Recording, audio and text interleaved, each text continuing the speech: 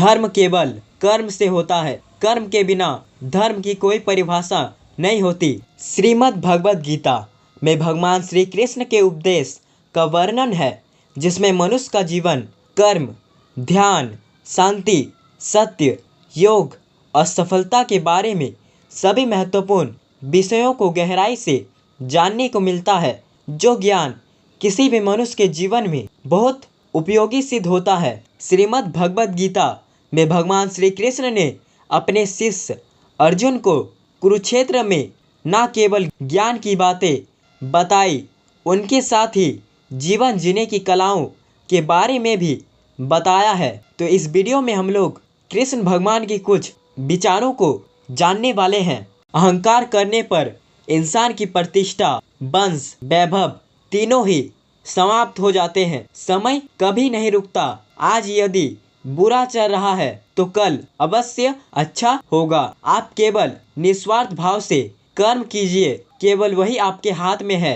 मनुष्य कितना भी गोरा क्यों ना हो, परंतु उसकी परछाई सदैव काली होती है। मैं श्रेष्ठ हूँ, यह आत्मविश्वास है, लेकिन सिर्फ मैं ही श्रेष्ठ हूँ, यह अहंकार है।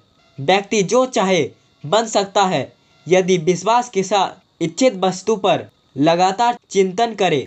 प्रेम सदैव माफ़ी मांगना पसंद करता है और अहंकार सदैव माफ़ी सुनाना पसंद करता है। जो रास्ता ईश्वर ने आपके लिए खोला है उसे कभी भी कोई बंद नहीं कर सकता। मनुष्य का जीवन केवल उनके कर्मों पर चलता है। जैसा कर्म होता है वैसा उनका जीवन होता है। एक बार माफ़ करके अच्छे बन जाओ, परंतु दोबारा उसी इंसान पर भरोसा करके बेवकूफ़ कभी ना बनो। मन की गतिविधियों और भावनाओं के माध्यम से भगवान की शक्ति सदा तुम्हारे साथ है।